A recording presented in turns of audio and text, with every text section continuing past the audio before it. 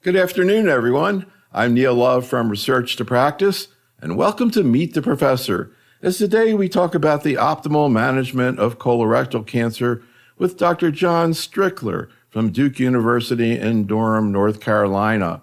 We have a great faculty for this series, and later on we'll show you the results of a survey we did of the faculty of their usual treatment practices. As always in our webinars, if you have any cases or questions you'd like to run by us, just put them into the chat room. We'll talk about as many of these as we have time. And we also put out a very brief 1-minute survey at the beginning and end of this conference. If you take it, you'll get a lot more out of this meeting. We'll learn a little bit about you. We're getting ready to head out to Tampa for the SGO meeting. We're doing 2 symposia there, but we're also going to be putting them live online if you want to check it out. This coming Sunday, 11:45 a.m., we'll be talking about ovarian cancer. And then on Monday, we'll be talking about endometrial cancer. And everybody's looking forward to the 2 big phase 3 trials there. First-line therapy, metastatic disease, IO plus chemotherapy. Where have you heard that before? Everybody's really curious to see what that's going to show. We're going to do another program, actually, next week. It's a follow-up to our GU symposium on prostate cancer. And then we'll be doing a program on April 4th on AML and MDS, reviewing what's going on over the past year. We'll finish out our ER-positive triple-negative breast cancer series on April 12th with Dr. Hurvitz. And then we'll do another year in review program on April 13th, looking at immunotherapy, another non-targeted approach to lung cancer. We know a lot of you end up listening to the webinars. If you're into that podcast, check out our Oncology Today series, including a recent program with Dr. Schroff. But today we're going to talk about colorectal cancer with Dr. Strickler. As always, we have a bunch of cases from general medical oncologists and community-based practice that we'll be presenting here today and get some feedback. We're going to start out with a little bit of an intro and kind of an overview of the field. And we're going to spend most of our time talking about these cases, how the faculty manage these situations, and hopefully we'll be able to talk about a few of the papers that John has done in our journal club. And as always, we have a bunch of other papers in the appendix for your reference. But John, I just want to start out with this sort of epic review article in the JCO on the topic of metastatic colorectal cancer. And audience, 22 pages of just dense stuff. I mean, a lot of stuff. Way more than what you see, I think, in the NCCN guidelines, but incredible effort that your team, the team there put together, John. And I'm going to ask you to kind of refer back to it as we go through this. Any thoughts about this? It seemed like an incredible, the amount of data you all put in there was amazing. I mean, the recommendations was great, but the data and the references are incredibly valuable. Absolutely, and you're right. You definitely want to set aside some time if you're going to read that in one push. But I think that what I like about this guideline is that there is some additional information in there that can be helpful, particularly around, say, perioperative management of patients. There's a lot of real-world issues that many of us face around when to give chemotherapy in the metastatic setting when patients are still being treated potentially with surgical resectable disease. There's some interesting details around that. So I think that it's a nice, it does fill some gaps, I think, that we have from NCCN guidelines. So I just saw a case pop into the chat room. Starts out 32 years old, pregnant woman, 19 weeks pregnant. We'll get to that in a second.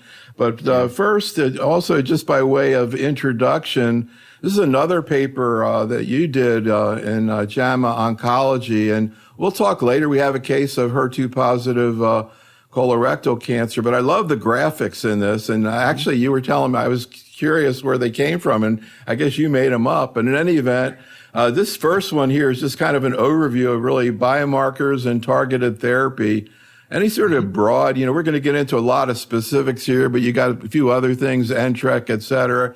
Any sort of comment you want to make about, first of all, looking for biomarker testing nowadays in both in the upfront localized setting and metastatic disease? Anything you want to say about this graphic? Well, I think that one of the struggles of the field in general, it's a struggle with oncology, is that we've got a rapidly changing treatment landscape, and the definition of an actionable biomarker has evolved tremendously in recent years.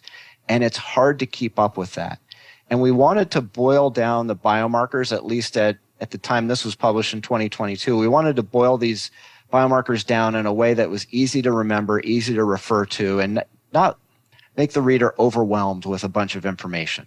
What are the key biomarkers I need to know that could potentially influence the management of metastatic colorectal cancer? And so there's just basic information, I think, that makes it very accessible to everyone. I was just thinking, we were talking about this 22-page review article on metastatic colorectal cancer. When they sent me the original slide deck for me to go through for you, we had 214 slides. Obviously, we couldn't get into it, but just really a reflection of how much stuff there is to consider.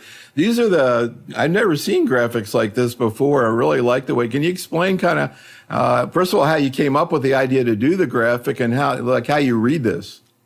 Yeah. So this graphic was inspired by what I had seen in lung cancer realm. So one of my responsibilities here at Duke University is I co-lead the molecular tumor board. And as you know, there are a tremendous number of actionable biomarkers in lung cancer, and they have accumulated evidence around response rate and PFS. Sometimes it can be hard. I've got all these drugs for ALK and for ROS and for these other actionable biomarkers. How does the response rate for these therapies line up? How does the progression-free survival line up? And then the size of the circle represents the N of that study that led to that data. So it's a nice reference to get a sense for, okay, light blue is MSI high. This is the data for nivolumab, pembrolizumab, and ipi-nivo, and you can see that grid on objective response rate below and progression-free survival above to get a sense for level of clinical activity. And I like how you say this is just in 2022, because things are changing so fast that the numbers are all moving around. But I just like the way you did it. And I guess the size of the circle represents the amount of data or number of patients? The N of the trial, that we use to cite this data. So the smaller circles, the smaller circles you have less confidence in. And this one is really geared towards lining up the data around anti-ERBB2 agents. And in fairness, this was published in 2022. And if we were to do this chart again, it would look a little different. You'd see TDXD and tucatinib trastuzumab really side by side with respect to response rate, though PFS would probably be a notch higher for tucatinib trastuzumab on this chart. Yeah, you got to figure out a way to compare waterfall plots too, and this fancy way of doing indirect comparison. All right, we're going to get into some real cases. Before we get into real cases that I have prepared, let me give you a couple from the chat room that just sort of popped up. First from Dr. K.S. Kumar, who's a doc with the Florida Cancer Specialist. 57-year-old patient with rectal cancer, total neoadjuvant therapy, surgery, locoregional recurrence, Lynch, positive Lynch, got Pembro, good response for over a year, and is an excellent PR on Pembro, develops a seizure, mass in the left frontal region of the brain, GBM resected, getting Temodar and radiation therapy. He wants to know, should you keep the Pembro going? Wow, that's a tough one. That's an easy one for you, John, Yeah, exactly. I have an unfair advantage in this. I happen to work across the hallway from a world-class brain and spine center. Absolutely, yeah. And so, I walk across the hallway and I say, look, tell me about Pembro for glioma and what you're planning to do, and whether there's any concern for, synergistic toxicity. I mean, ideally, you'll hear different things from different people. We like to get the Pembro at least a year in. Ideally, we shoot for 2 years. But if the Pembro would be in any way a problem with respect to management of the glioma, I would feel comfortable stopping the Pembro after a year and just continuing close surveillance. Okay, let's try one more. I'm almost hesitant to do this one from Uzoma, but 70-year-old with stage 4 right-sided CRC, RAS wild type, has an acute CVA during the first cycle of FOLFOX Bev. Bev is stopped. Cardiac evaluation notes a PFO. Is that a patent foramen or valley? Yeah. Yes. That was closed. But the patient progressed on FOLFIRI, anti-EGFR therapy. The doc wants to know, would you try Bev again with TAS-102? Well, or Bev. The issue's Bev. Yeah, the issue's Bev. And what I think the safety issue here is that bevacizumab does double your risk of heart attack or stroke if you look at the historical evidence. And that's fine if the risk is low. But I think in somebody who has had, a recent prior history of a heart attack or stroke, that risk may be too great. And of course, we're overlaying that concern against the absolute benefit. And the absolute benefit of having Bev to TAS is rather modest here, in the range of a couple of months. So I think given the risk-benefit trade-offs we've got in a very challenging situation, I would favor TAS-102 by itself. All right, well, let's get into some of the cases that we have prepared. We're going to start out with Dr. Gandhi, another doc in the Florida cancer specialist, 74-year-old woman with metastatic colon cancer. I picked this case to get started not just because of the oncologic specific issue of MSI high what this patient had, but also the human side of oncology and what this oncologist actually experienced with this woman who had metastatic disease, started first-line chemotherapy, did not do well, progressed. The patient did not want any more treatment, very advanced disease, went into hospice. But as it rarely and occasionally happened, things of interest occurred. Here's the case. She presented to me in 2016. That time, really MSI high, we did not know too much about it 7 years ago. I gave FOLFIRI, she had significant diarrhea, she stopped it. I read one article that was like 20, 30 cases with Pembro, and I said, okay, I'm going to try on her. After she failed FOLFIRI, she was in so much bad shape, she wanted to go on hospice. Actually, she elected to go on hospice, and then I read the study on Pembro, and we had a good personal relationship, so I called her. I said, I want you to get out of this drug and try this Pembro. And she reluctantly agreed. That was like 2017. So now it is almost 6 years. And she's doing very, very well. And we always continuously talk to her. Should I stop Pembro? Should I continue Pembro? There are some research that you can stop after 2 years. So that's my major question. And God forbid, but if her cancer progresses, what do we give in this? Should I give him like a EP-Nivo kind of regimen? So before we get into sort of the specific oncologic questions, just to take a breath back, we know a lot of people who use our programs are new to oncology. We have a lot of fellows watching. Any thoughts about the human experience? I don't know if any other part of medicine that people have it. Of course, this is not every day. Any thoughts about just the human story here, John? Well, I think what this case illustrates from Dr. Gandhi is what so many of us experience, which is that, these are not just patients to us, they're people who matter to us. And whenever we're looking at data or hearing new things from colleagues or listening to your webinar, we've got that patient in the back of our mind that we want to help. Like, maybe I should try this for my patient. These people put their trust in us, and we take that seriously, and we're always thinking of new ways to help. I know there are many dedicated oncologists listening today, and I've seen some of my own patients in the hospital today that, I'm trying to think of ways to help them. And so it just shows that we just never stop trying to think of ways we can improve the lives of our patients. And so in terms of the specific issues, one thing I was curious about, and we're going to get into the issue of ctDNA, but, of course, in every cancer where you use checkpoint inhibitors, or you have situations where people are doing great, and the question is whether to stop or not.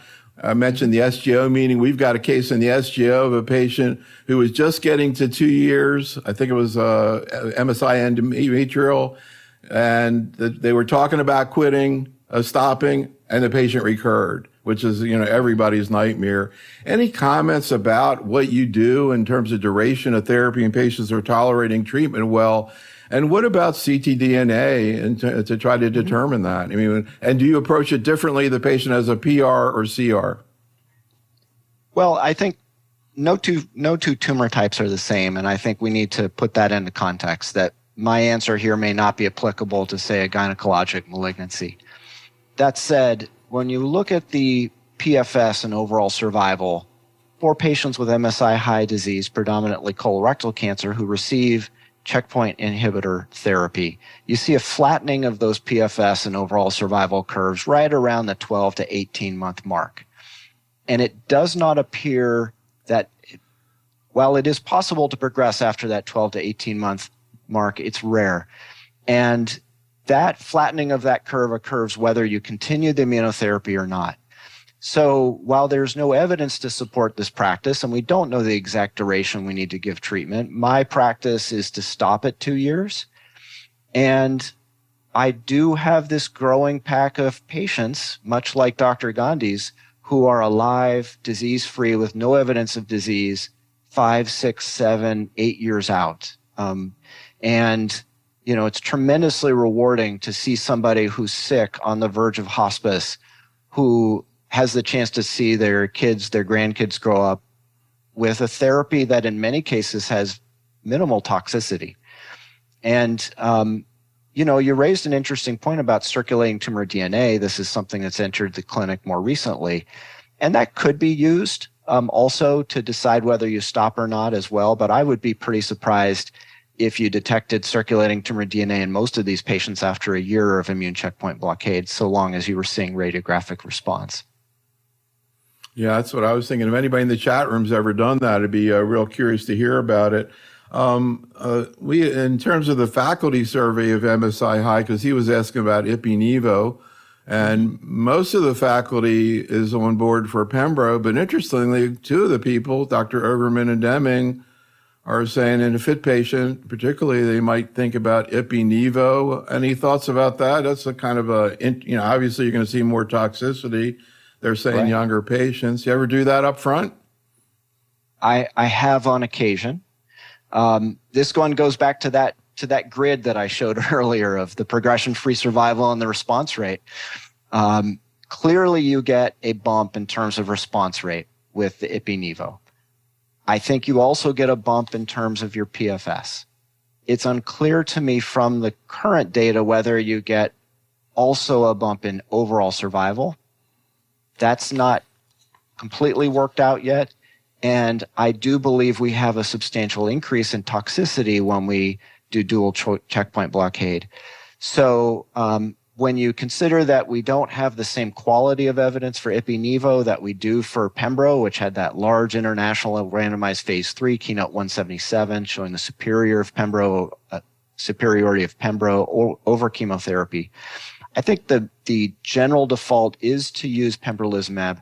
However, I would consider ipilimumab and nivolumab in cases where that response rate is really critical to outcomes.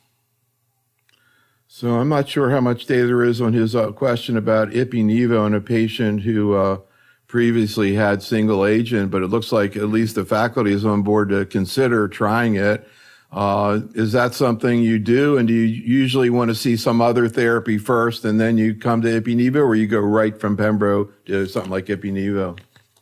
Well, I think my first preference is that if there is progression, is this maybe an oligoprogressive situation? Maybe one spot in one location, what I would sometimes call a rogue lesion, that we could potentially ablate or resect.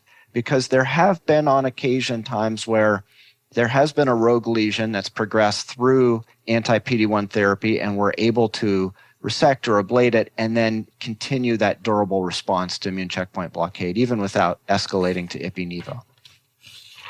All right, we're going to get into a couple of adjuvant cases, but before we do, this one popped up in the chat room from Dr. Ghazal.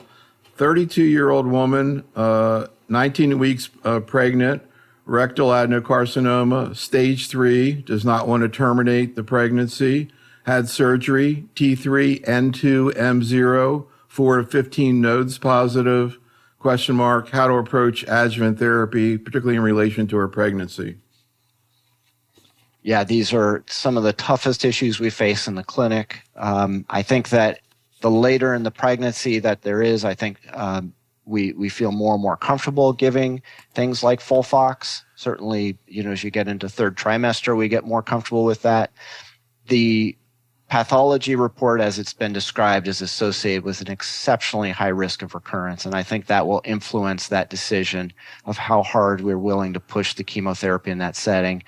And also, circulating tumor DNA may influence that decision of how hard to push with the cytotoxic chemotherapy. Very delicate balance, and it involves a very elaborate discussion with the patient to discuss risks and benefits and trade-offs. So usually when we present these cases, like half of them are under age 50, but maybe that's because people want to present cases like that today. Most of them are older. But any sort of hypotheses, personal hypotheses about why we're seeing this increase in younger patients? It's only speculation from my part. It's clearly a rising health crisis in the country. I know, as in my clinic, I have far too many people under the age of 50 with metastatic colorectal cancer, and we don't know why. Could be some type of environmental stimulus that we just haven't figured out yet. Some have speculated on the use of antibiotics, heavy use of antibiotics, potentially changing gut microbiota, and how that may influence, what the development of malignancy later on. But I wish I had an answer to it. I just don't at this point. All right, well, let's see a couple of adjuvant cases. This is a 77-year-old man, a patient of Dr. Azzi. Pathologically, he was a T3, N0, LVI was positive, no perineural invasion. All the margins were negative. Lymph nodes were examined, 17 were negative. And I did get MRD testing with a tumor-informed circulating tumor DNA assay 4 weeks after the colectomy, and that was negative. The patient is interested in skipping chemotherapy if possible. And I was interested to see if our faculty are using MRD testing in their clinic, and would they consider it in any decision making, especially in kind of, gray zone areas where you could possibly, per NCCN, consider capecitabine or consider observation or consider chemo. Treatment de-escalation in patients with stage 2 specifically, but also stage 3. And I think also some of our older patients with rectal tumors sometimes are interested in kind of a watch and wait approach after chemoradiation, if there's been any use in that scenario. Mm-hmm. So number one question from general medical oncologists about circulating DNA, particularly in the adjuvant situation in colorectal cancer. We talk about it with investigators all the time. You guys are using it all the time. The docs in practice are like, tell me what to do here. So any thoughts about this case? I think that this is probably the ideal case for a tumor-informed circulating tumor DNA assay. And there's a few reasons for this. I think first, there is not an established evidence-based standard on how to manage T3N0 microsatellite stable colon cancer in the adjuvant setting. There's no proven survival benefit to giving adjuvant chemotherapy, and yet we often give it. We oftentimes use clinical risk factors, things like lymphovascular invasion, to guide the use of adjuvant chemotherapy. But once again, no survival advantage. There's no advantage to escalating to Folfox in this particular scenario. And the risk here is that we're over-treating someone who has an 80 to 85% chance of being cured based on surgery alone. The dynamic trial, which was conducted in Australia and published in New England Journal, presented at ASCO, took patients just like this one and randomized patients to either ctDNA-guided management or to standard risk factor-based treatment. And if this patient had been randomized to standard risk factor-based treatment, he would have gotten adjuvant chemotherapy for 6 months, probably 5-FU or capecitabine. If he had been assigned to the ctDNA guided arm, he would have been assigned to no treatment. And in this trial, they found that you were half as likely to receive chemotherapy if you were on the ctDNA guided arm, and the 2-year relapse-free survival was identical. So I think that there is mounting evidence that in cases such as these, where you're on the fence about adjuvant chemotherapy, you could potentially use a circulating tumor DNA test to break the tie and make that decision. So we're getting so many comments and cases in the chat room. We may not get to the data, but the dynamic trial and a bunch of other studies are in the slide deck. We just really wanted to talk about it. And let me just bring in one other case sort of at the other end of the spectrum, and then we'll chat a little bit more about some of the data behind this. This is an 80-year-old woman, stage 3C disease. Dr. Chen. This is a very nice 80-year-old woman. She had presented with a T4A N2B stage 3C adenocarcinoma of the colon with high-risk features. Pathology demonstrated adenocarcinoma with neuroendocrine features. It was poorly differentiated. It was 7 centimeter, and the tumor invades through the visceral peritoneum. Margins were clear, and there was evidence of lymphovascular invasion and extramural vascular invasion. 18 out of 32 lymph nodes were involved. So she was treated with adjuvant chemotherapy with FOLFOX and completed 12 cycles. Given her really high-risk disease, one question will be, is there any data for additional treatment after this? And also, what is the role for circulating tumor DNA for surveillance, and how would that impact treatment? And, I don't know if you view this as an adjuvant or metastatic case, but what would you say the baseline risks for recurrences here? Extremely high risk of recurrence. Yeah. I can't quote an exact number, but certainly even after adjuvant chemotherapy, I would say well greater than 50% risk of recurrence. So how about her questions about, is there anything else that can be done, and whether there might be a role for ctDNA? And I'll add, are there any trials looking at this situation? Yeah, we'll start with the trial question. There is a very interesting study that was launched out of Massachusetts General Hospital. So Ryan Corcoran, Aparna Parikh have a very interesting study where they take patients with high-risk stage 3 disease who complete adjuvant chemotherapy, and then they will do a circulating tumor DNA test after the completion of adjuvant chemotherapy, and then they have various interventions planned if there's a positive result. And I think this would be a perfect patient for that kind of a trial. The concern I have about circulating tumor DNA in practice for a case like this is that this is an 80-year-old woman who's now completed 6 months of FOLFOX. She's probably feeling pretty tired and worn out from 6 months of continuous FOLFOX. And if we get a positive circulating tumor DNA result, I don't feel like we do have a strong evidence base for what to do next for her to mitigate her risk. Clearly, that would be a sign that she's at extremely high risk for recurrence, and it would be just a matter of when. But I don't know if she would even be able to handle something like FOLFIRI, early, before something's even evident on a scan. So I'm careful about ordering the test in scenarios where I wouldn't know what to do with the result, and it might force some tough decisions on the patient and cause a lot of anxiety, but not actually improve that person's well-being. So this might be a scenario where I'm less enthusiastic.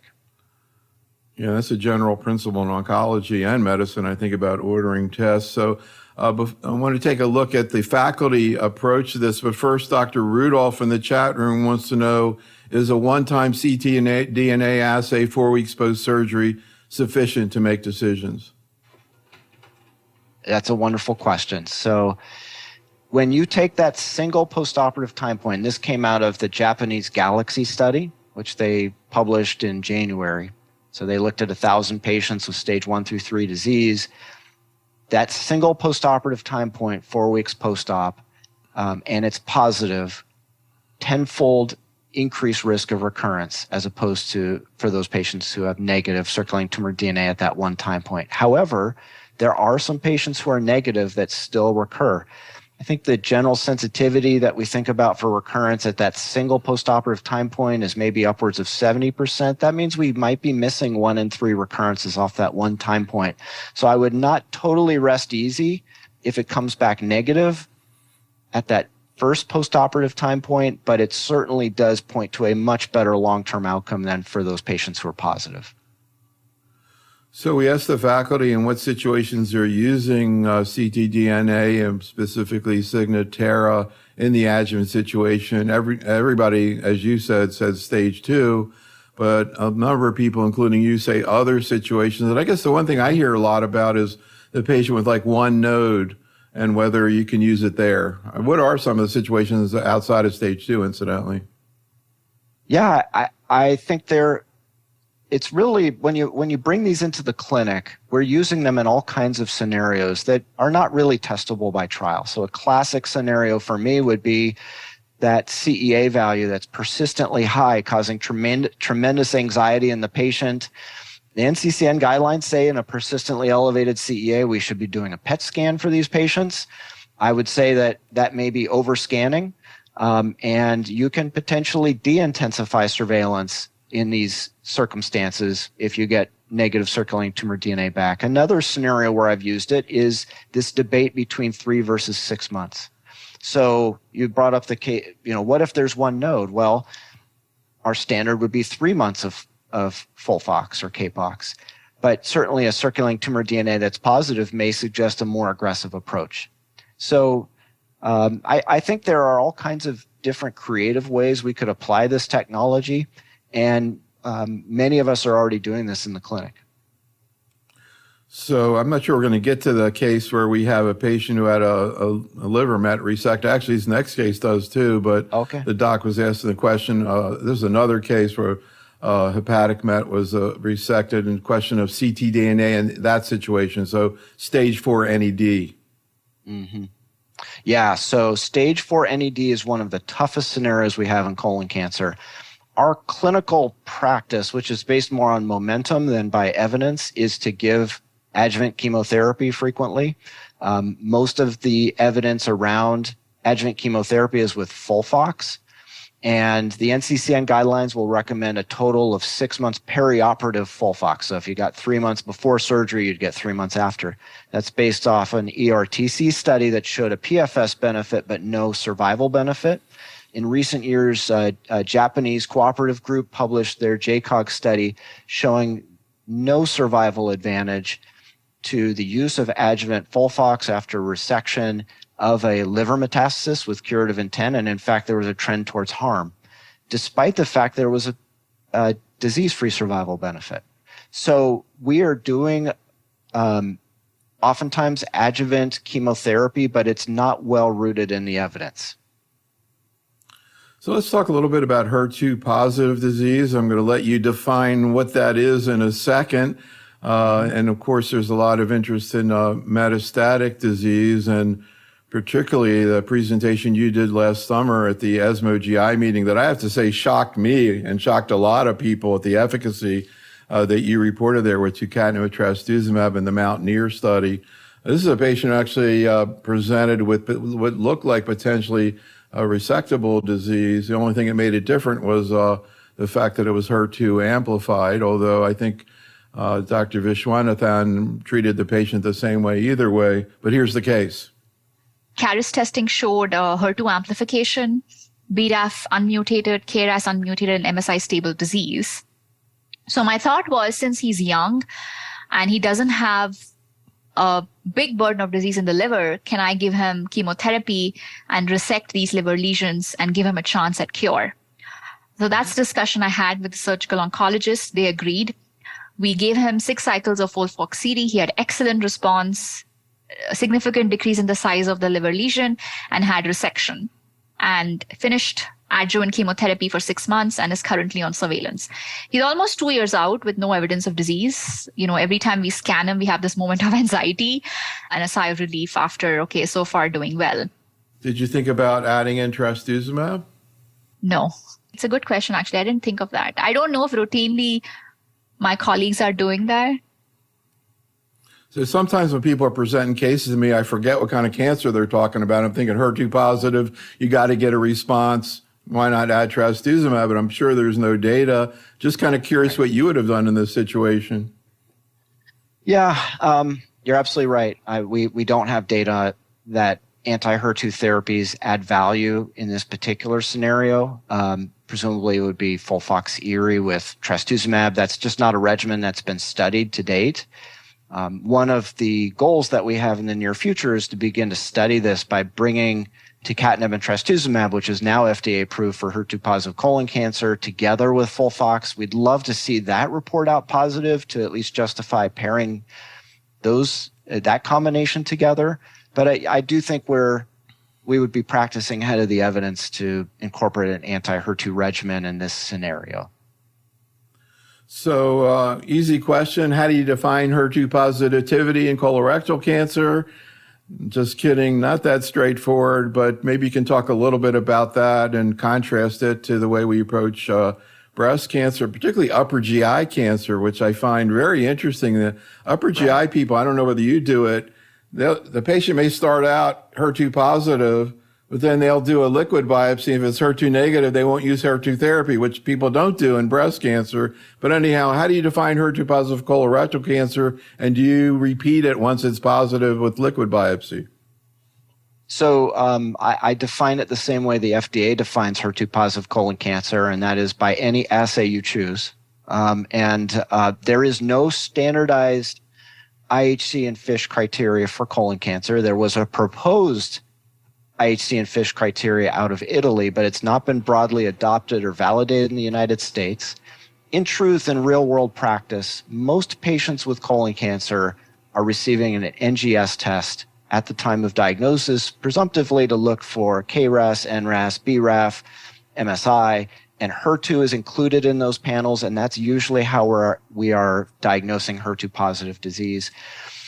I still like to order IHC and FISH on patients with HER2-positive colon cancer, and our pathologists at my institution are generally using the gastric criteria.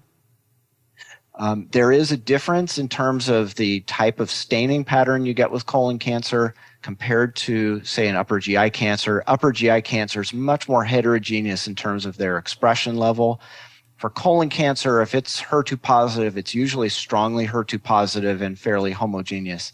So that is a biological difference between, say, an upper GI tract and a lower GI tract colon cancer. So where today this is really relevant is obviously in metastatic disease. We ask the faculty when they start thinking about HER2 specific therapy. Most of them say second line. And in general, almost everybody is thinking about tucatinib, trastuzumab. A couple people bring up trastuzumab, pertuzumab that has been looked at as well, with second-line therapy in many cases being TDXD, which is a very interesting, at least thing to me. We asked, what about if you have somebody who has both MSI high and HER2? And everybody says they go with checkpoint first. I'll get to this next case in a second. But maybe you can talk a little bit about what data we have on HER2 targeted therapy, the Mountaineer study, where you see things heading, and what you think is relevant and what should be done today. Well, first of all, in this particular scenario, if anyone ever finds a patient who has both HER2 positive and MSI high metastatic colorectal cancer, I hope they'll submit it as a case report. MSI high disease is notorious for having frame shift mutations, but you would not typically see amplifications at all in an MSI high cancer. So I personally have never seen a case of HER2 positive and MSI high disease. So that's that. Thankfully, we don't have this scenario come up that much. But in terms of what we've got in the clinic now, we do have several chemotherapy-free regimens that demonstrate high response rate and favorable tolerability. And tucatinib trastuzumab is our only FDA-approved options, but there are other options listed in NCCN. Trastuzumab deruxtecan is really interesting because that's, of course, this antibody trastuzumab paired to a potent conjugate deruxtecan. And what's nice about trastuzumab deruxtecan is it retains similar activity whether or not that patient has failed prior anti-HER2 therapy. So what you're seeing here from all the advisors is that everybody's holding trastuzumab deruxtecan back, even though it still has a high response rate and a high PFS. And the reason is because you're keeping your options open. Patients who progress on trastuzumab-based therapy, by and large, do pretty well on trastuzumab deruxtecan, but that the reverse is not well established. And there is some concern that mechanisms of resistance to trastuzumab deruxtecan would not be favorable to one of these selective targeted combinations. On top of that, of course, you have the issue of ILD with TDXD, which, although uncommon, is a concern for a lot of people. What about the tolerability of tucatinib, trastuzumab? You know, in breast cancer, they have the Herclimb regimen. They add capecitabine to it, which, you know, adds a considerable amount of tolerability issues. What about just tucatinib and trastuzumab? What do you see? Well, you know, this was a trial that started as an investigator-initiated, investigator-sponsored trial. And, you know, when I thought about this trial and what I wanted to accomplish with this is taking a group of patients that are heavily beat up already by first and second line chemotherapy. So a regimen that's very well tolerated that you could give to somebody who's maybe just finished 2 years straight of chemo and put it on and have that patient tolerate therapy, get their performance status back. And I think the concern with putting capecitabine in is I don't think it would have helped the response rate very much, and it certainly would have made it more difficult to tolerate. And thankfully, the hope was realized in that trial in that some patients stay on this regimen for literally years and report excellent quality of life. I've had patients' spouses come to me and say, you know, hey, I got my husband back with this. And even when patients maybe develop progression in one or two sites, most patients will want to continue on this regimen, maybe ablate the progressing lesion and stay on because their quality of life is so much better on tucatinib trastuzumab than it was prior on cytotoxic chemotherapy. So this is really meant as a quality of life regimen for our patients. You mentioned the idea of the first line trial, which really sounds great. I mean, the sooner that thing gets done, the better. It makes so much sense. Any other trial concepts being looked at with tucatinib that you're interested in? Yeah, so tucatinib and trastuzumab is FDA approved for patients who have RAS wild type HER2 positive metastatic colorectal cancer. And the reason for that is those RAS mutations would probably drive rapid resistance to an anti-HER2 regimen like tucatinib and trastuzumab. So I have a trial that I'd like to launch soon where we put TAS-102 together with tucatinib and trastuzumab for those patients who have a RAS mutation, where you need a cytotoxic around to provide some more control over that tumor that's likely to develop rapid resistance. That sounds cool. TAS-102 plus Mountaineer sounds interesting just to start with. I would imagine it'd be pretty well tolerated. Nicholas in the chat room wants to know, do you rebiopsy when you're going to second-line therapy? Again, checking HER2, do you do a liquid biopsy? And I want to know if they start out positive and liquid biopsy is negative, do you not use HER2 therapy? Yeah, well, let's start with your question. Liquid biopsies are very helpful. If it's positive, you can trust it. You can believe it. The patient is likely to benefit from an anti-HER2 regimen. If it's negative, you have to be careful because there are a lot of reasons why a liquid biopsy might be negative for HER2, but that patient still has HER2 positive disease.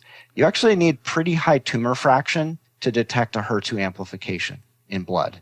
So be careful of the negatives, but the positives I think you can go with. In terms of, you know, if you put a patient on an anti-HER2 regimen and they progress, would I consider some type of repeat biopsy? I do think that's a good scenario for an I think that is a good scenario for circulating tumor DNA. What I'm looking for on, say, trastuzumab, pertuzumab, or one of these selective regimens is the acquisition of some resistance mutation, PIK3CA, KRAS, NRAS, BRAF, something that caused that resistance. There is some small data that came out of Destiny CRC01 that trastuzumab deruxtecan is still active in these patients. that have maybe a little bit of KRAS floating around in their blood and is still HER2 positive. So we're talking about TAS-102, and I want you to take a look at this next case. A patient of Dr. Rudolph was in the chat room, just asked that question before about the ctDNA. 58-year-old man, metastatic disease, status post multiple lines of chemotherapy, and what seems like the age-old question, which is what's next, and particularly the issue of regorafenib, TAS-102, sort of the post-initial chemo decisions. Here's Dr. Rudolph. I keep asking myself, and knowing that he's progressing on this chemotherapy, whether we should try and switch him over to regorafenib or TAS-102. The few situations that I have used it in the past, patients have just right along progressed within 3 or 4 months. I'm curious to know what investigators would do in this situation. I'd love to know if investigators have found one better than the other and if there's a particular sequence in which they prefer. How about TAS-102 combined with bevacizumab? TAS-102 along with Bev. I have not used it. There was recent data suggesting efficacy, but I have not used it and would love to know if that is something they would recommend with better efficacy. So any thoughts, again, about this question that's going back and forth for quite a few years? What comes first? How do you dose the regorafenib? We have a bunch of things that we ask the faculty, but maybe you can just tell us your clinical approach. Yeah, certainly before we had the Sunlight trial, so when our options were really just TAS-102 or regorafenib, we generally consider the clinical benefit to be comparable between those two agents. So then you're making that decision based on the patient in front of you. Understanding that regorafenib is a multi-kinase inhibitor, anti-VEGF properties. TAS-102 is a cytotoxic chemotherapy with more myelosuppressive properties. And then you're matching up the therapy to the patient, what you think they can handle. The recent Sunlight data is very interesting in that it shows that when bevacizumab is added to TAS-102, we can substantially improve the progression-free survival and overall survival of TAS-102. So that's fairly influential, and I think you say that in the advisor responses to the question. It is notably higher PFS and survival. So that does look like the favored regimen if you feel like the patient is a candidate for more cytotoxic chemotherapy. Have you seen, patients have, useful, reasonable duration of responses where they, got symptomatic improvement from either TAS-102/Bev or regorafenib? I have. We recognize that these therapies do not generate high response rates, that the median progression-free survival is quite short. So I think Dr. Rudolph's experience is very much compatible with the evidence. Normally when I'm giving somebody regorafenib or TAS-102, I tell the patient our goal here is to hold this cancer back. But usually when you start that, you're preparing for what's next after that 2 to 4 month period of time of control. But the goal is control with those. So let's take a look at the faculty's approach. We said, how are you sequencing things? Before the Sunlight trial, we've got variation in answers, but you can see this is the way we do our consensus conference. Everybody says the same thing. We call it a consensus. Everybody's on board with starting at the lower dose of regorafenib, and everybody's using TAS-102 as a phase 3 trial. It's actually surprisingly positive results. It's in the slide deck, but like I said, I've got a feeling we're not going to get there. I'm going to just kind of skip this because I want to hear what you think about this case of Dr. Gupta. Not only does this patient with metastatic rectal adenocarcinoma status post a bunch of therapies have a KRAS G12C mutation, but also high TMB on liquid biopsy. I think it was 31. Here's Dr. Gupta. I did peripheral blood genomic analysis on him and found a lot of alterations. So he had KRAS G12C, KRAS G12V, and Q61H. I don't know. I know G12C is druggable. He had CHEK2 copy number loss. He also had EGFR amplification, and TMB was high at 31. The patient has agreed and just started on immunotherapy, and I'm hoping that he responds to it. I was just wondering, first of all, how much credence to pay to all these alterations noted on peripheral blood? Which ones are driver mutations, which ones are not? And how to pick your therapy based on that? Would sotorasib be a better treatment for him, or should, immunotherapy be chosen first because he's TMB high? So all of a sudden, from hospice discussions, we are talking about treatment and treatment options, at least two of those in my book. And that is Medical Oncology 2023. One thing before you comment on this, one of the docs recently, when they were presenting these cases, brought up the issue of, I guess, sort of false positive TMB on liquid biopsy. The fact that the TMB of 10 and all was done with tissue. And I never heard this before, but the TMB when you do liquid is higher. And I don't know how high it needs to be on liquid. Any comment about that first? Yeah. So, it's important to recognize the limitations of all of the assays we use. One of the limitations of blood is that they set the tumor mutational burden not off of some international standard. It's based on their own bioinformatic pipeline at that company. The numbers, if you lined up tissue and blood, there would be very limited correlation. And typically a TMB of 16 to 20 in blood would be much lower in tissue. So we have to be careful over-interpreting a blood TMB result because there may be a number of sources for that tumor mutational burden beyond the tumor itself that could kind of contaminate that result. I mean, I can understand why somebody would lean toward an IO versus, attacking KRAS G12C. Hopefully maybe you could, get lucky and have a home run. But just out of curiosity, based on what you've heard, do you think you would have used an IO here, or would you try to target KRAS? Well, there's a few things. So as I said, I also am involved in the molecular tumor board here at my institution. There's a few things that strike me about that report. The first is it is extremely unusual to see the absence of a TP53 mutation and an APC mutation in a report. And at least maybe there's more alterations and there's a second page to the report that I'm not seeing, but the absence of TP53 and APC out of that report suggests to me that there's that these mutations we're seeing may not even be coming from the tumor itself. So remember, the circulating tumor DNA is just picking up mutated DNA. It's not saying that's coming from the tumor, right? In a 78-year-old, there is a pretty high pretest probability that that patient has some type of mutation that is apparent in white blood cells. We call this clonal hematopoiesis of indeterminate potential. So when we read this report and we see a KRAS G12C, we don't know that that came from the tumor itself. It could come from a white blood cell that contaminates our findings. So we need to be careful about how much credence we put into that report. It would be important to have the original tissue report for us to put the report side by side.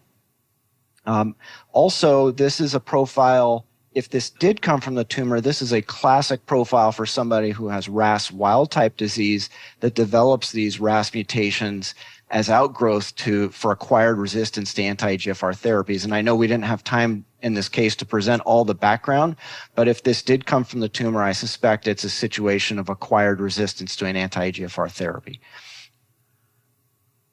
I've always wanted to do a national tumor board where international or anybody could send in a case, and this would be a great case. I mean, not everybody has a molecular tumor board available.